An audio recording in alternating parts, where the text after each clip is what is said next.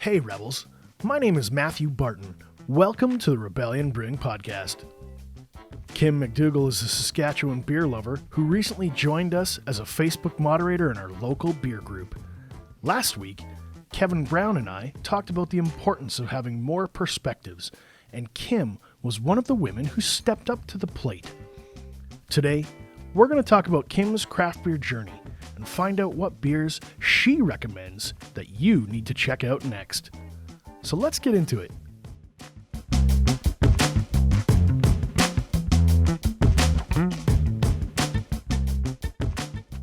Kim, welcome to the show. Hey, Matt. Thank you. How's your day going? You know what? So far, so great. It's a Friday afternoon, so I can't complain. I know you through kind of like Facebook and being a beer lover and talking about beers together, but I wanted to start at the very beginning and kind of say, who are you and what do you do? I've been thinking about this and I'm like, who am I? First off, I'm absolutely not a beer expert. I would describe myself as a beer enthusiast. Part of my beer journey, and we'll get into all of that, but really, it's been just really going on beer adventures and learning about the Sask beer scene. I would say that's where I'm the most familiar, most comfortable. And then slowly just, reaching out and learning a little bit more as I got into the beer lovers group and seeing other more experienced professionals that actually are working right in the industry, just seeing their take on things, listening to what they like, dislike, and really starting to experiment. I know my craft beer journey started at the Bushwhacker. How did you get into craft beer? Well, originally, actually, I had a coworker that had dragged me over to Rebellion, and I would say Rebellion was very early on in its days. I want it maybe a year old, if that. And so that was my first real introduction to craft beer. But shortly after, Jeff in Nokomis had got the brewery going, and I'm actually born and raised Nokomis. So that's a little bit of a special near and dear to my heart because, at the onset of Nokomis opening, they still were getting all their malts in bags. And my parents ended up making a good friendship with Jeff because they would take those grain bags and use them for other reasons. So that was helpful. And that was kind of how I really got into even going and visiting Jeff at Nokomis Brewery. Do you recall the first craft beer that kind of got you? You were like, yeah, this is for me. Oh, the first one. So like I said, beer adventures are my jam. And with my day job, there's a bit of traveling that myself and colleagues go into. And one of my colleagues went on a trip out to Swift Current and ended up bringing me back some Blackbridge milk stout. And I know that was mentioned last episode. And that was really where I was like, hey, I'm starting to see all these different types of beers that I'm enjoying. First Rebellion Lentil was my first try at that.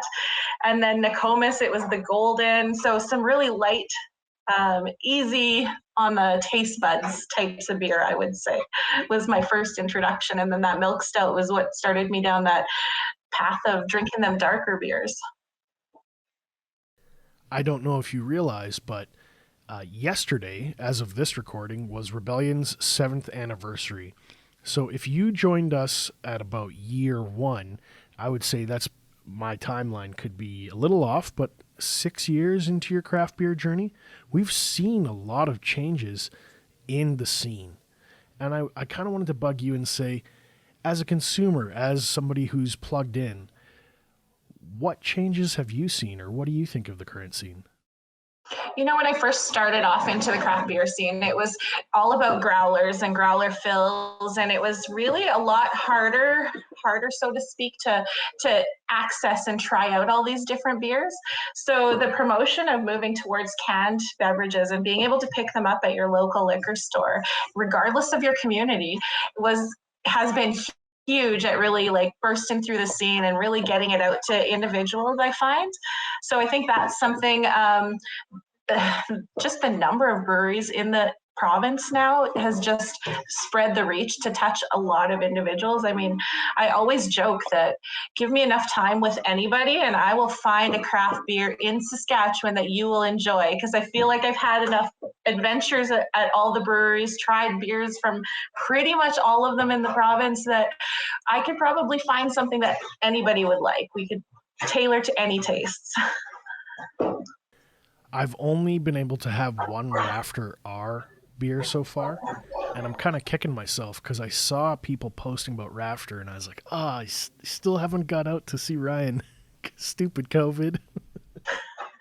Well, and that was even last spring. That was one of the beer adventures I got to do, is went on a road trip, got out there, spent, a whole afternoon trying the different beers. And he's just so much fun. He's just fun to hang out with, was totally willing to take that time and explain all the beers they had. And I mean, heck, they even brought home a medal from the Canadian Beer Award. So that's really awesome. So yeah, it's those different beer adventures have been like really my jam. I love your joie de vivre and the fact that you just go out there and give her and are willing to explore and find stuff.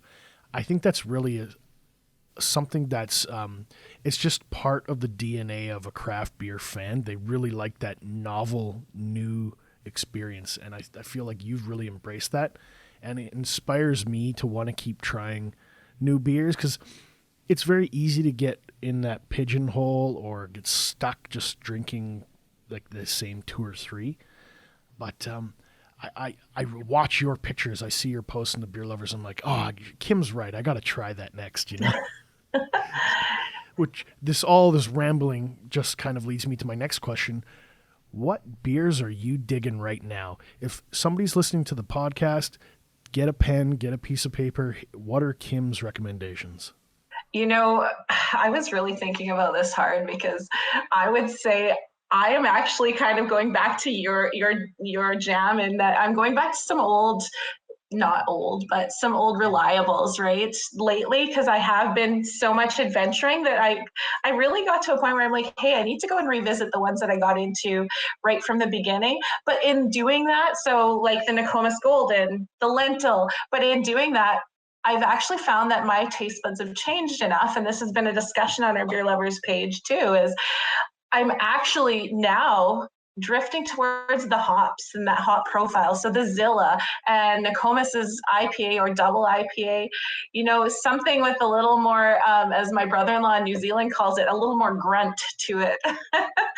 And so yeah, at this point now, especially as the cold weather comes, I am definitely a dark beer enthusiast. So the Cellar series that 21st Street had out, any of those barrel aged brews that we can find, I would say in that case, I'm still definitely looking for the newest, most recent release to try and get my hands on. The 9 Mile series, I just was in Saskatoon and picked up a bunch of those. So I'm looking forward to cracking one of those open this weekend for sure. Just this morning, and I'm sure you might have seen it, I was taking pictures of our brewers emptying and filling the Flanders, the sour red, from the barrels, and it smelled amazing in there. Everybody, they pulled off the corks, or the bungs, I guess, and everybody was like, wow, smell that, it's so good. And even just you saying that, I can just feel my taste buds start to get ready for it, like that pucker, right? My mouth is watering just yes. talking about the aroma. Like, oh, it's going to make it hard to speak. I'm getting all slobbery. I did make a list too, shamelessly. I picked 3 beers that I'm really excited to try this fall. I wanted to revisit 9 Miles Belgian Tripel, because I remember having that and I remember going, damn, this is pretty damn good. And now I want to come back to it. I know it's been more than a year since I've had it. And I like you said, have I changed? Has the beer changed? I really want to come back and rediscover it and see if I still appreciate it. And then one that has popped up from time to time is Warehouse's Marzen. Oh, yes. Warehouse hasn't had like a massive social media presence. They're not like blasting through my feeds, and they're not super aggressive on beer lovers. But time and time again, when people go there, they're saying, "Oh, I had the flight." And I say, "Well, what was your favorite?" Time and time again, they say the Marzen was their favorite from the lineup. And I'm like, okay, I better get back in there and try this one again, because I don't think I've had it, again, more than a year. And I think it's a great opportunity as a fall winter beer. I don't know if you've tried it yet. Have you? I haven't had their Marzen, no, but as you were saying that, I was just thinking back to my Saskatoon trip here, and I did have the opportunity to check in Park Brewing, and so I haven't really heard much about them at all, and hadn't really seen much of them on any of our beer groups. I know that they, are very small, and I was lucky enough that they had a couple cans left of, it's called Attack the Block, I believe, and it's a Czech Pilsner black dark beer, 4.5%, but just a smooth coffee, chocolatey flavors, like just lovely. And I know they're releasing another batch of it here in a couple weeks. Well, I can't say for sure how soon it is, but I know it was the last two they had on when I was there, and they were bringing it back. So I'd be excited to try and see what the flavor profile, how it's changed this second run goes with some of the smaller breweries. That's, you never know, right? You had me at coffee and chocolate. Yes. Just so delicious. I I'm going to interrupt my list to kind of segue into talking about a brand new beer that Rebellion just brought out. Shameless plug. We just released our chocolate coconut stout. Oh, I was just And reading about that. I was talking to Mark about a week and a half ago, and he says to me, "Yeah, this is just a test. The next version is going to have lactose." And everybody in the room kind of looks at me and just goes, "Oh, sorry, man, because I can't have lactose." And he goes, "So enjoy this coconut chocolate stout, because that's what you get, Matt." so, so I sat down at the bar at the bar top yesterday while I was shooting photos, and I got some of this chocolate coconut stout, and I drank it, and I was like, "Huh, it's a little dry. I expected it to be sweeter." And then I turned to Mark, and I'm like, "It's a little dry, Mark. We could sweeten this up." And he goes, "Yeah, that's why we're gonna add lactose, dummy." Like, and I'm like, "Wow, we tasted the same things." And then he looks to me and he says, "This is a pint that you need to pour and set aside, and get a half pint of something else. Let it come up to temperature. Let it warm up in your hand a little bit, and then you'll get that full expression of chocolate and coconut." And so I did. I left my pint there, had some soup and nachos, came back to it, and I was like, "Oh, wait, no, now this is like earthy, chocolatey, like the real chocolate, not that fake corn Yes. syrup crap." Like, we use real chocolate. So then the real experience of the beer came out, and I was like, "Oh, can we just do a lactose free version and just say on the can, pour it into a glass and let it come up?" Well, and I think sometimes we get too impatient because there's so many of those beers that if you just give it a little bit more time to warm a bit, oh, the flavors. The cat's got the cream. Seriously, you just give that one a little bit of time, and it's just amazing what you're going to get from it.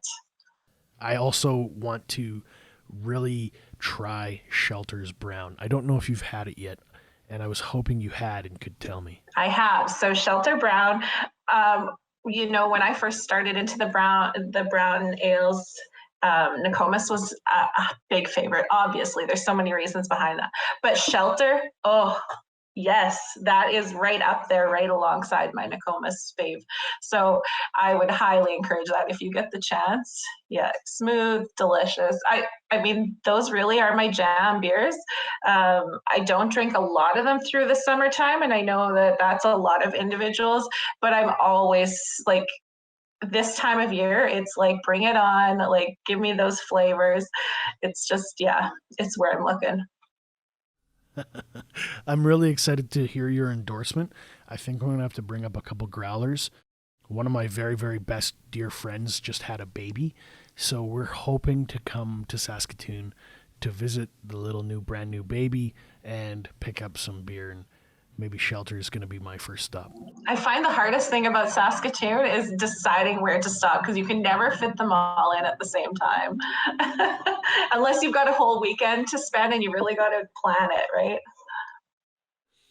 There is one special thing. Just as we're heading into the end of the podcast, I wanted to let you know that last week, Kevin and I were talking about the Saskatchewan Beer Awards, if that was a possibility. And it turns out that people were already talking about it in the Prairie's context. So they've recently just confirmed that we're going to launch the Prairie Beer Awards with Saskatchewan and Manitoba. And I wanted to kind of let you know first, because we haven't announced it yet. It's still super secret. So there was some rumblings on our page. I did notice that, but I think for me the exciting part is really the learning more about Manitoba beers, because to my point I've said before, Saskatchewan is where I've really focused my beer adventure efforts, and then Alberta is kind of a natural. Both you see more their presence in the liquor store, as well as I have friends, family that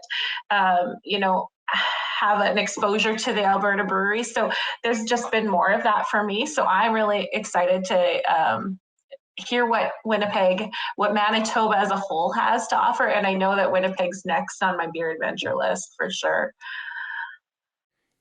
Do you think if there was an opportunity for you to do some beer judge training as part of the festival, as part of the competition, that you would take that up? So that's been always my thing. I've talked to friends about this. I'm like, I don't know the words to use when describing beer. So absolutely, that's I think a really cool opportunity for individuals like myself that are beer enthusiasts, that we just really dig drinking what we like drinking, but to really understand what we're tasting, I think would be a cool opportunity. I do have some exciting news in that case. We are talking about bringing in some international judges, some national judges with actual learning, and possibly bringing in together some online resources so you can study and train and get that vocabulary. It's kind of like a university level course. And we really want to build up that grassroots kind of foundation with the homebrew clubs, with our beer enthusiasts, the beer lovers. And then when we want to have a competition, we don't have to fly judges in from other provinces. They live right here. And we feel that is just a great opportunity to keep this ball rolling and build out that craft beer community and change it from that like frat boy party animal kind of thing to be like, this is world class, the serious, the best. And Saskatchewan is up on the top, you know? Yeah, 100% cutting edge then. Sorry, that was another big rant, but I'm just really excited to let you know. But seriously, to your point of building that community and inclusivity too, right? It just helps more people understand and more people want to share that knowledge. Well, Kim, I want to thank you for your time today. It was great to talk to you. Yeah, same, Matt. This is excellent.